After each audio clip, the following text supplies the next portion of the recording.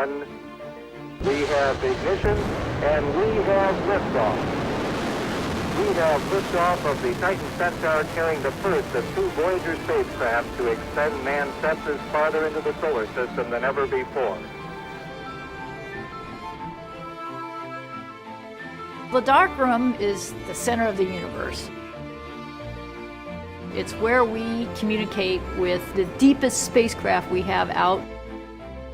We still communicate with the Voyagers. They send us signals every day.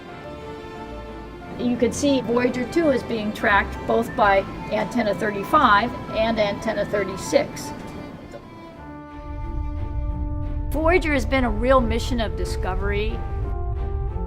Every planet we flew by, we got more questions than answers. I think none of us knew when we launched 40 years ago that anything would be working for such a wonderful long journey.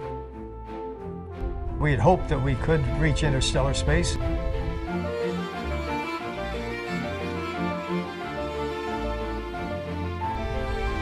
We reached that with Voyager 1, and we're about to reach it with Voyager 2.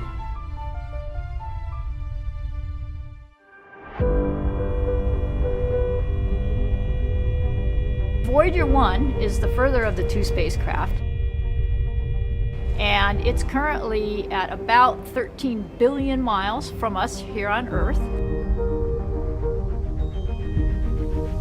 The transmitters on the Voyager spacecraft are slightly over 20 watts, about what your refrigerator light bulb would give off. So when the signal crosses that vast distance to us, the strength of the signal is 1/10 trillionth of a billionth of a watt, which is the equivalent of 1 divided by 10 with 21 zeros after it. A real opportunity on Voyager 2, of course, is because we have a working solar wind instrument to measure the solar wind itself. It's currently measuring the solar wind inside the bubble. When it leaves the bubble, it will then enter interstellar space where there's an interstellar wind, which has come from other stars that blew up.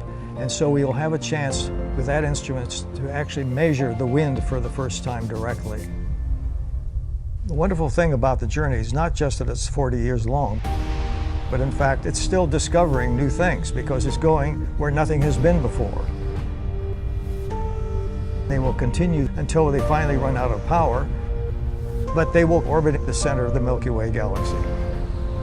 For billions of years, are silent ambassadors.